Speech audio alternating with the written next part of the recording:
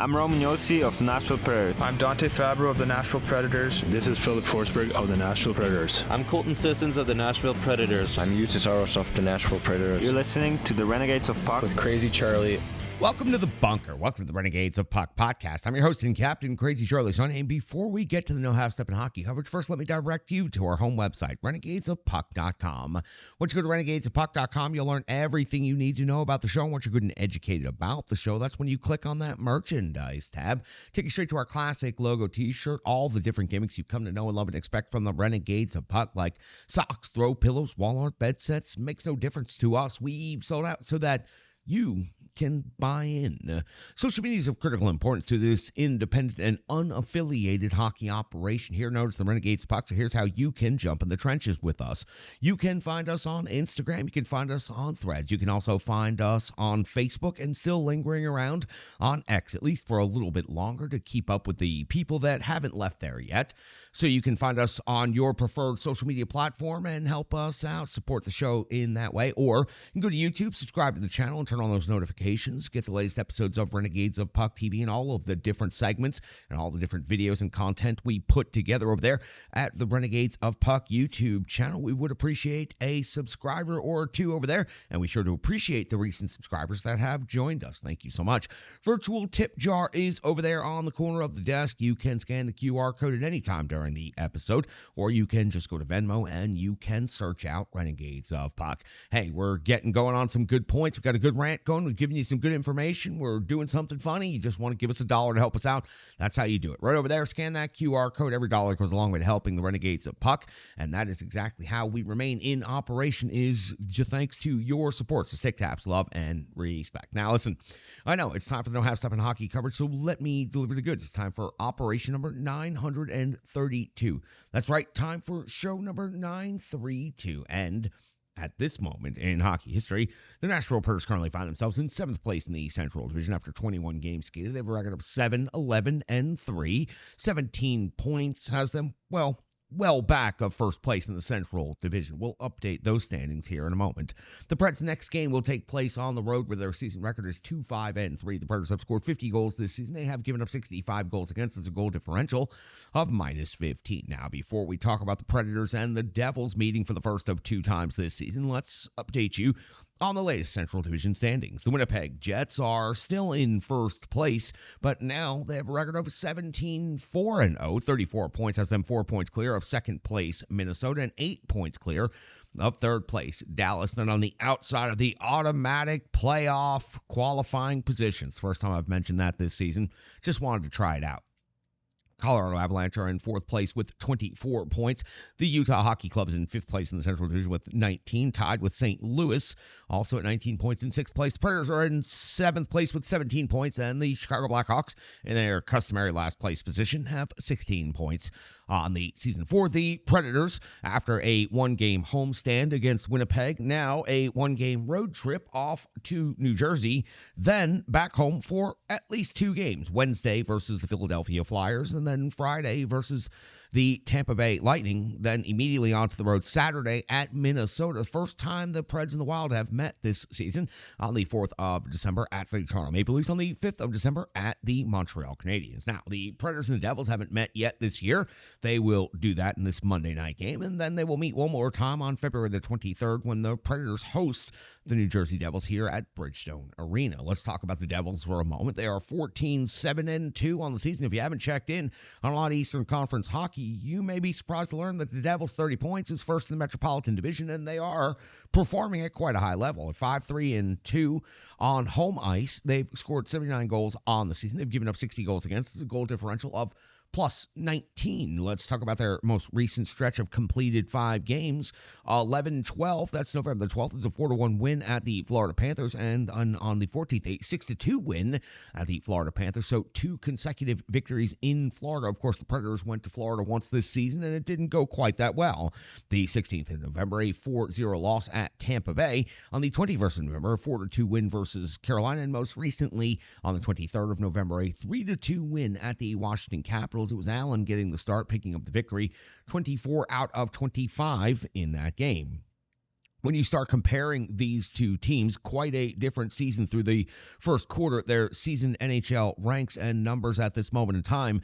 The Predators at 2.38 goals per game. It's hard to believe I'm saying this, but that is an uptick. They were 32nd in the NHL, now 29th in the NHL, but 2.38 is not good enough, because the Devils are at 3.43 goals per game. That is 11th best in the NHL, and their offense has been fairly prolific the first quarter of the season. The Predators are giving up 3.10 goals per game. That's 17th in the NHL, while the Devils are giving up 2.61 goals against per game. That's 7th best in the league. In the shots on goal category, 30 for the Predators, even is 13th in the league, 29.8 for the Devils. It's 15th in the NHL. In the shots against category, the Predators are giving up 29.8 shots on goal per game. That's 24th overall. 27.2 for the Devils is 7th overall. So the Devils, another top 10 metric right here. And matter of fact, special teams will bring them 2 more top 10 metrics coming up. So this special teams battle right here is going to be highly interesting. You don't typically see all 4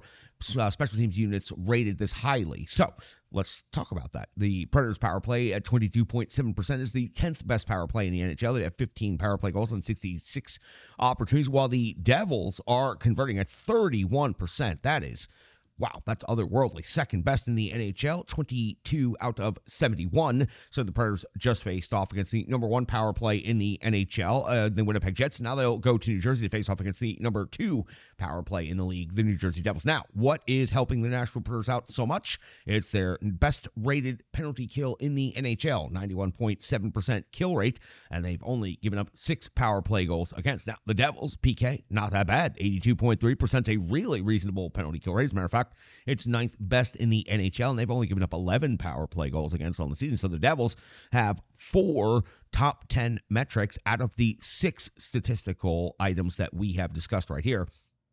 The Predators only have 1, but it is the single best penalty kill unit in the NHL. When it comes to the individual leaders for each team, again, I mentioned the word prolific, and I mentioned offense with that when it comes to the Devils, and let's talk about their top 5 scorers right here, because their top 5 scorers would all be ahead of the Nashville Predators' number 1 overall scorer. Bratt is at 10 goals and 18 assists for 28 points. Those 18 assists represent tops on the Devils, but those 10 goals are only tied. That's right. The Devils already have more than 1 player. As a matter of fact, 3 players in double digits goals. Let's find out who the rest are. Hughes is at 8 goals and 17 assists for 25 points. He shares at 10 goals and 11 assists for 21 points, so another one of those 10 goals. Nason is at 10 goals and 8 assists for 18 points. Hamilton, 3 and 14 for 17 total points. So you have 3 10-goal scorers for the New Jersey Devils and 3 players over 20 points already in the first quarter of the season, while the Nashville Predators stats are much more suppressed than that. 8 goals for the Nashville Predators is the lead by Philip Forsberg, plus 8 assists for 16 points on the season. That leads the Preds overall, is tied for the lead. Roman Josi has 4 goals and 12 assists for 16 points. Those 12 assists represent the number 1 on the Predators. Jonathan Marchessault stepping up, 4 and 8 for 12. O'Reilly, 3 and 9 for 12. And Steven Stamkos now in the top 5, 7 goals. That's second on the team, plus 4 assists for 11 overall points. Now, the anticipated goaltender matchup has UC Saros now with a record of 6-9-2, a goals against of 2.43, save percentage 9-1-8, and 2 shutouts on the season. So again, the win-loss record for UC Saros, not indicative of a great team, but the rest of the statistics are indicative of a fantastic goaltender who is playing at a very high level right now. Markstrom in net for the Devils, 9-5-1 on the year, 2.54 goals against average, a 907 save percentage with 1 shutout. All right, that's got you all set for the Predators' 1-game trip to New Jersey. If AEW Full Gear didn't destroy the entire Prudential Center, then the Predators will have a hockey game there on Monday night. Just kidding. I had a chance to watch that pay-per-view. Fantastic stuff. A lot of good things happening up there in Newark. You don't often say something like that now, do you? All right, I took a shot at my own home state. All right, that's got you set. Let's go back and talk about the Predators coming back home for a 1-game homestand after being gone for 2 weeks.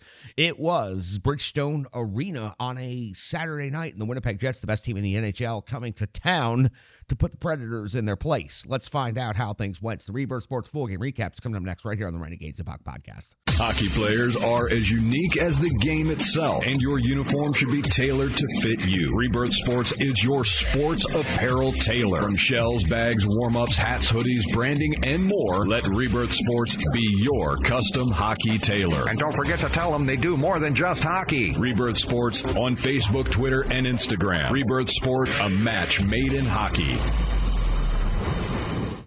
It's now time for the Rebirth Sports Full Game Recap. We go all the way back November the 23rd of the year 2024 when the Nashville Predators were finally back home from the CMA road trip to welcome in the Winnipeg Jets for the first of 4 times this season. Head coach Andrew Brunette deploys his lines and defensive pairings in the following way. And listen up, there are some changes and there is a debut. Forsberg, O'Reilly, and Nyquist make up your first line.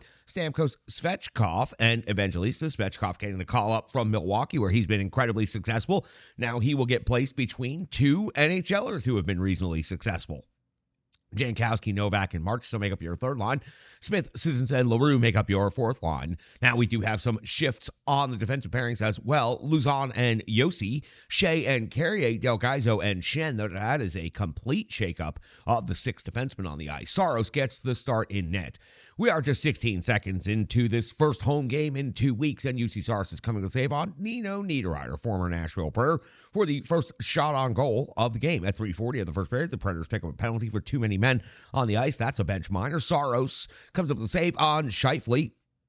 Number 1 power play in the league right here for Winnipeg. Saros comes up with a save on Ehlers with the blocker, punches that one away, and then Saros comes up with a save at the end of the power play on Iafallo. 4 total saves for UC Saros over the course of this 2 minutes, and significant pressure by the Winnipeg Jets. At 7:06, Comrie comes up with a save on O'Reilly at 9:55 of the first period. Yossi comes up with his 3rd goal of the season with Shea Weber in the house to witness a big, heavy shot from out high. Plenty of layers of traffic taking Comrie's vision away, and Yossi picks up the first goal of the game for the Nashville Predators, putting the Preds ahead 1-0. Alex Carrier appears to score a goal on the immediate next shift, but the play is challenged and it is deemed to be offside. The goal is taken off the board. The Predators still with a lot of surging momentum. 1 goal on the board, the appearance of a second goal. The crowd in a complete frenzy. First time seeing their team in over 2 weeks. 11:49 of the first period. Comrie comes up with a save on Nyquist at 12:42 of the first period. Now Scheifele's off the box. 2 minutes for holding. No shots on goal for the Predators, though. Zone entry problems all over the ice. And really the biggest issue is the poor passing. The Preds just unable to connect on anything here with the man advantage. 16:27 of the first period. Now Saros comes up with a save on Perfetti. An incredible save. The edge work. The first save took UC Saros outside of the blue paint, outside of his crease completely. As the play shifted behind the net and over to the other side of the ice, UC Saros had to really dig in and push off hard. Gets all the way back across to the far post to come up with another save. So UC Saros, 2 incredible saves right here near the end of the first period. Nothing else would happen at the end of the first period, so we hit the intermission with Winnipeg out shooting Nashville 9-5, but the Predators do have the only goal of the first period. 13 seconds into the second period now. Saros comes up with a save on Appleton at 1:28 of the second period. Scheifele off to the box. 2 minutes for tripping on Phil Forsberg. Forsberg definitely helped the cause in this one. Comrie has to go to work. Comes up with a save on Marchessault, and then comes up with a second save on Marchessault before Gus Nyquist picks up a penalty for interference. It was another zone entry problem right there at the blue line. Nyquist gets called for interference. This leads to a 4-on-4 scenario for only 21 seconds. Then a power play for the Winnipeg Jets. That's where we'll pick the action back up as Saros comes up with a save on Connor, and then Saros another save on Scheifele. The Jets gaining some momentum right here off of this power play. 5:27 of the second period. Comrie comes up with a save on Tommy Novak. 5:55. Saros a save on Appleton. 7:19 in the second period. Kind of a weird one right here. Cole Smith and Scheifele each off to the box, 2 minutes each for holding, creating a 4-on-4 scenario, facing off, talking, discussing, engaging, but never actually dropping the gloves or getting to the point. So the referee had enough of it and gives them both holding penalty calls. 9:39 of the second period. Saros comes up with the save on Miller. And then at 9:58, just before the midway point of this game, Lowry's 4th goal of the season ties the game up at 1 apiece. And this can be described as nothing anything other than the jam. Many bodies down and out in front. Nino Niederreiter possibly using the stick blade to influence UC Saros' body positioning. A lot happening. The more you look at it, the more you think you see, but not enough for Coach Andrew Burnett and the Predators to determine that it should be challenged. So Lowry is awarded his 4th goal of the season after the Winnipeg Jets were hacking and whacking and chopping and jamming and finally got the puck to go in.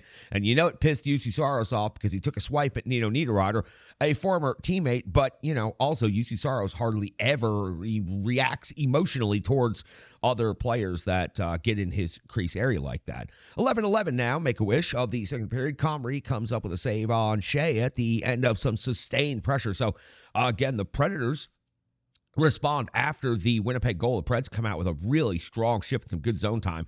13:57, Comrie comes up with a save on LaRue. 19:24, Comrie comes with a save on Carrier plus Marchessault's follow-up. The Preds buzzing the final few minutes of the period right here. As a matter of fact, Comrie piles up saves in this period. A total of 18 saves for Comrie, really keeping Winnipeg Jets in this game. Now, the shots on goal at the end of the second period, I mentioned 18 for the Preds in the second, so that's 23 for the game. 17 for Winnipeg, so only 8 for the Winnipeg Jets in the second period. So Winnipeg comes away with the goal, but the Preds honestly carried the play and dominated the back half of the period. Let's go to the third period and see how this one works out. 20 minutes to go in a 1-1 hockey game. In the 1-on-1 mark of the third, it's Comrie coming up with a save on Forsberg at 1:26 of the third. It's Morrissey off the box. 2 minutes for hooking Gus Nyquist, earning a penalty and a power play for his team at the end of his shift. He was on fumes, but still did enough to get hooked.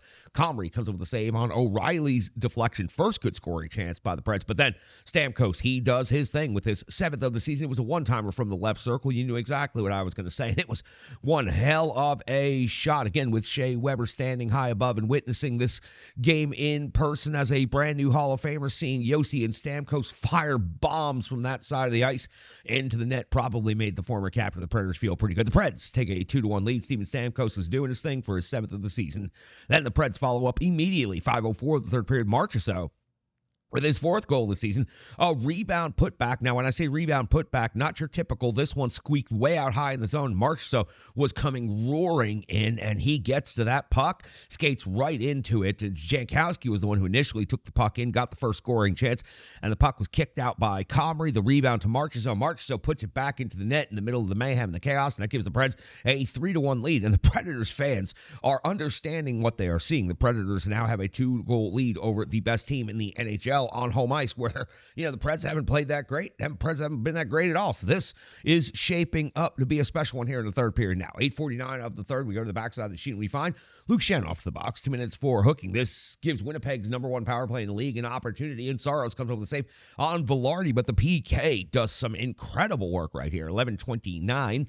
Comrie comes up with a save on Philip Forsberg. 13:03. Saros comes up with a save on Ehlers at the 14:45 mark. Saros comes up with a save on Comrie, continuing to do his big work. 16:49. Comrie comes up with a save on Forsberg. And then at 18:40 of the third period, the captain, Roman Josi, with his 4th goal of the season, 2nd goal of the game. It's an empty netter, and it seals this one up at 4-1. The Nashville Predators defeat their division rivals, the Winnipeg Jets, the number 1 team in the Central Division, number 1 team in the NHL, by a score of 4-1, out shooting the Winnipeg Jets 36-23. It is, without a doubt, of the 21 games that the Predators have played this season, their signature victory of the season. It comes at a moment where the team is almost fallen completely off of the cliff. It happens on a night where Svechkov gets a call-up and gets his first opportunity in the NHL, and the Predators' big-name stars step up. The captain, Roman Josi, with 2 goals in this game. Yes, an empty netter, but it's still 2 goals. And then Marchessault and Stamkos doing their thing. The Hall of Famer in the building, and Shea Weber, the first Hall of Famer in Nashville Predators history. David Poile was there too, but David Poile was always going to be a Hall of Famer. He was a GM for 50 years. Shea Weber is the first Nashville Predators player drafted to make it to the Hall of Fame. You got to see what are going to be some other Hall of Famers on the rink last night. No doubt Steven Stamkos is going to be a Hall of Famer, and I think Roman Josi will be one day as well. Marchessault, I don't know, man. He's still got a long way to play, but he's built up a hell of an early career resume, hasn't he? Already won Cup, already done a lot of impressive things. Maybe if he does that here in Nashville, he might go on to have a Hall of Fame type career. But great signature victory. 3 greats right there. I don't typically do that, but it truly was. The Predators played much better than Winnipeg in the second period, but gave up the only goal of the period. Then in the third period, just came out and took the game, and they were more competitive. They were competing all over the ice. They were battling for pucks. It was the game you want to see. And if they can play that way against every team in the NHL, not just the best team in the NHL, well, certainly the Predators can turn their record around. Now, 4 games below the watermark at 7-11-3. We'll talk about this game much more coming up, the analysis, the box score, and all that good stuff. Coming up after this break, we're going to warm up real quick, come back, and then we'll record that part. It's cold out here. It's only 41 degrees in the bunker tonight. This is the Renegades of Puck podcast. Hello. I'm Tracy, owner-operator of Strong Style Fitness. And that's me and my training assistant, Rizzo. And we are here to bring you fitness that meets you where you are by offering circuit classes, bar-inspired classes, Tabata workouts, boot camps, guided stretching, and more, all taught by a certified personal trainer, me. To learn more, go to our website, strongstylefit.com. Subscribe on YouTube at Strong Style Fitness. Follow on social media at Strong Style Fit. But most importantly, let's get you moving. It doesn't matter if it's your first workout or you've been doing it for years. Strong Style Fitness has the workout that meets you on your journey and helps you along the path to a happier, healthier life. I understand where you've been, what you were going through, and where you were going, and I want to take you there. We'll see you on the mat. Mwah. Welcome back in. Time to do some analysis on this game. And you know what? When the Predators win 4-1, it's easy to do some analysis. When the big name players score goals and do good things, it's easy to do some analysis. So let's get into it. Let's have a little bit of fun with this one. Saros, 23 out of 24, 1 goal against. It was a questionable goal against. An outstanding performance overall. Did former Nashville Predator Nino Niederreiter do one of the things he does best? Did he get in close, influence the play, perhaps with his stick blade on the netminder's pad? Not enough for Andrew Brunette to challenge. Not enough of a risk to take there. So UC Saros nearly shuts out the best team in the NHL and continues his most recent red-hot performance. 6 power play saves and in-game save percentage of 9.58. His save percentage on the season now up to 9.18. Again, impressive stuff. And he was really dialed in this game. This was a big game in the Central Division, big rivals, and a big game for this Nashville Predators team. The captain, Roman Josi, scores 2 goals in this game. Yes, one is an empty netter, but I don't care. The captain, Roman Josi, scored 2 goals in this game. He's now got 4 total on the season. 16 points ties him for the team lead. A strong game, and with the former captain, Shea Weber, in the house, it's not unreasonable to understand that Roman Josi knows that, and Roman Josi wanted to put up a big game in front of his former teammate, and also former captain. So Steven Stamkos in this game scores a goal, his 7th of the season, also had 3 shots on goal. It was the one-timer. It was the magic. It was everything you come to know and love and expect from a player like Steven Stamkos. So good for Stamkos. And again, now 7 goals on the season. It was a really slow start, but it's been picking up as of late.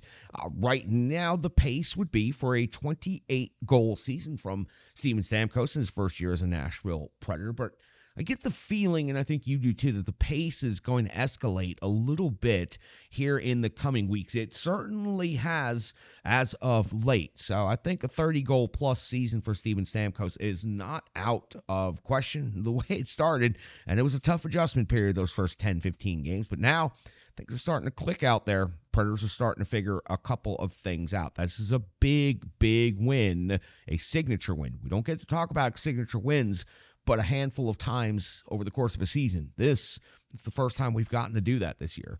So, Josi with 2, Stamkos with 1, Marchessault also with 1, adds an assist to that for 2 points in this game, and 6 shots on goal. Big opponent, big game, big-time performance by Jonathan Marchessault. That's what he has become known for throughout his career, and you can see the compete level is beginning to reach that point that I think Nashville Predators fans are really starting to catch on to.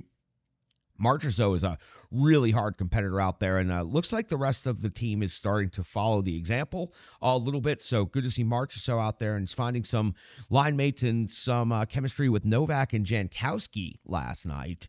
Great job by those guys right there. Filip Forsberg does add an assist in this game. He continues to lead the Predators in scoring with 16 points. Also 3 shots on goal, 20-23 in total time on ice. I wish he could have finished in this game. Typically he does finish, especially against the Winnipeg Jets, but multiple good scoring chances, close range, controlling the puck, doing the things that Filip Forsberg does to be noticeable. Just could not get the puck to go into the net in this game, but still highly effective in his 20-23 in total time on ice. Certainly had plenty of opportunities in this game. So the Predators, the big names and the big stars step up. Look at who we got to do the analysis on for our 5 points. It was Saros, Josi, Stamkos, Marchessault, and Forsberg, as opposed to the players we were talking about during the CMA road trip, which was routinely Evangelista, Parsonen, and all the other younger players on the team. So for the Nashville Predators, this is a great moment, a signature win, and hopefully something they can take the momentum. And let's not forget,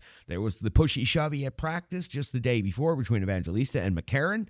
That's the type of incident that could be cited if the Predators turn this thing around, beat the Winnipeg Jets, and then go to New Jersey and beat one of the other best teams, a division leader in the NHL, back-to-back. That's one of those moments that could turn a season around. Hey, it's no U2 concert at the Sphere, but you never know, and could come at just the right time for the Predators to start salvaging some jobs because, let's face it, things were looking pretty bleak around here. Let's hear from Stripe Digital Solutions. Let's get to the box score, and then let's close this thing out right here on the Renegades of Puck podcast. The digital environment can be quite intimidating, time-consuming, and cumbersome, especially with all those other areas that need attention at your business, and that's why Stripe Digital Solutions is here to help.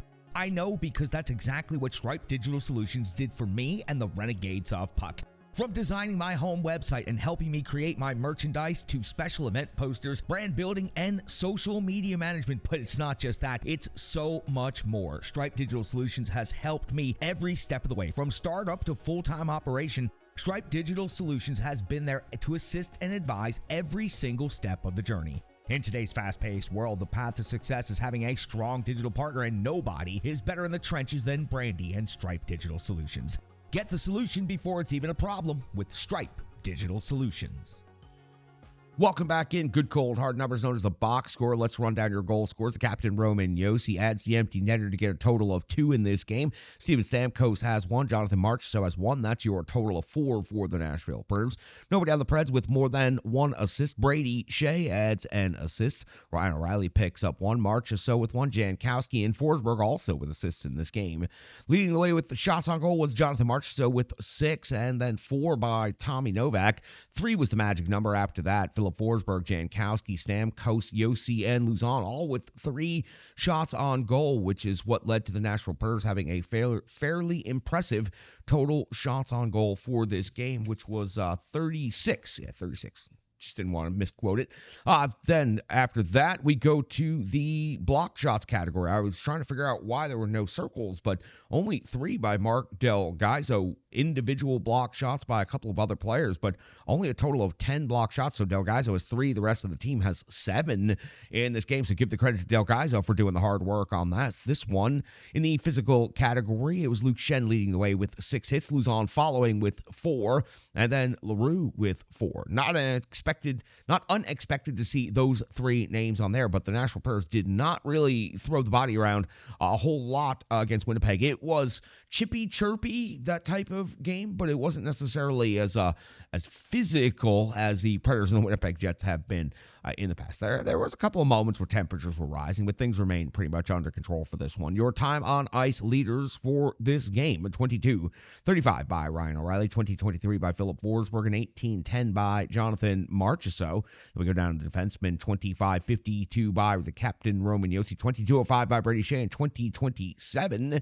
by Luke Schenn. Again, new defensive alignment, new defensive pairings in this game. Luzon and Josi, Shea and Carrier, Del Gaizo and Schenn. So we'll see if they continue experimenting with those combinations, or if perhaps the coaching staff has unlocked something at the end of that road trip. Maybe something from that road trip can be salvaged to be a positive going forward. That's radical realignment, though, of the defensive pairings by the head coach of this team, and it pays off against the best team in the NHL in this game. So that's your time on ice leaders, your power play time on ice leaders. The power play in this game was 1-4-3. The power play time on ice leaders are 4:02 for Steven Stamkos, also with the conversion. 3:49 for Marchessault, 3:14 for O'Reilly, 2:58 for Philip Forsberg, and 3:39 for the captain Romeo. See, the penalty kill was a perfect 3 of 3 again. Number one penalty kill unit in the league at 91.7% kill rate. The kill rate leaders, time on ice leaders in this game, 3:34 for Colton Sisson, 3:01 for Mark Jankowski. Incredible job. That's two really, really strong players to be able to put out there as your primary penalty killing forwards. Add Alexander Carrier to that and Jeremy Lauzon to that, and the Preds have quite an effective, obviously, number one overall penalty kill unit in this league. Your goaltender, UC Saracens, game goes 23 out of 24, gives up 1 goal against, 958 in-game save percentage, 17 even strength saves, 6 power play saves, and picks up the victory in this one on home ice against the Winnipeg Jets. Some other numbers falling out of the box score. Mentioned the power play, 1 for 3. The PK, perfect 3 for 3. Face-off winning percentage, back up over 50 for the Preds at 52. That's a nice job right there. 29 hits, but it didn't feel like an overly physical game. Felt more like a let's talk about being physical game than a let's get down to being physical game. But it was only the first of 4 this season. It'll happen.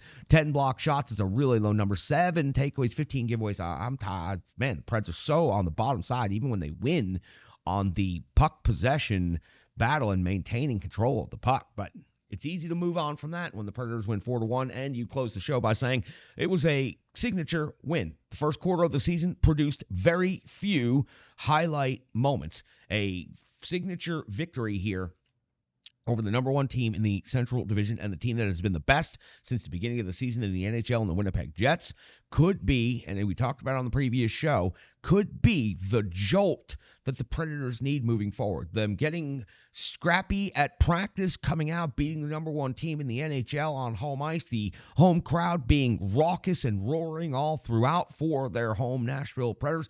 And now the Preds have a chance to go to New Jersey and duplicate that against another division-leading team and a really, really good team that also has really big offensive numbers, a really good power play. It's a very similar matchup, at least in the numbers-wise, between the Winnipeg Jets and the New Jersey Devils. So the Predators, if they can duplicate what they did in this game against Winnipeg, then they'll start the second quarter of the season with perhaps a signature win as well. But a signature win finally comes to the Predators at the very last possible moment of the first quarter of the season, and, you know, maybe that's what turns things around. That's why we cover it game to game to game, so that you can go through the full experience of a season. You can't just pick it up every 5 games, every 8 games, and give a sample and some analysis. You have to really dig into these numbers each and every game in the trenches to see the trends and to understand how a season plays out. It's a lot of work to do, and it's a lot of time, and it's a lot of effort, but it's worth it when you go back and you realize just how much information and how much minute detail we can put into a 100-episode season on this here podcast. So appreciate you joining us. Appreciate you jumping the trenches. Look, it's 41 degrees out here, and I don't even give a damn about that. I love coming out here and talking hockey with you guys. We're going to continue doing it each and every game all season long. So support the channel, support the Renegades of Puck, jump in the trenches with us. I appreciate your viewership. I appreciate your time. And most importantly, I appreciate each and every one of you. Have a great weekend. If you're about to get in the car, if you're about to jump on a plane, if you're about to go travel for the Thanksgiving holiday, you're not going to catch up with us for a couple of shows. Well, remember, you can always take the show with us. We are highly mobile. We fit right there on your phone. So check us out. Bring your earbuds with you. Listen to us on the plane. Listen to us in the car. Be safe out there in your travels. Enjoy your time with your families, and understand that these in-person moments, they are few and far between, and they feel like they're getting fewer and farther between as we get older. So make sure to enjoy the moment. Be there. Be present. Enjoy it. All right? All right, Renegades. Appreciate each and every one of you. Stick taps, love, and respect. I'm your host and captain, Crazy Charlie Saunier.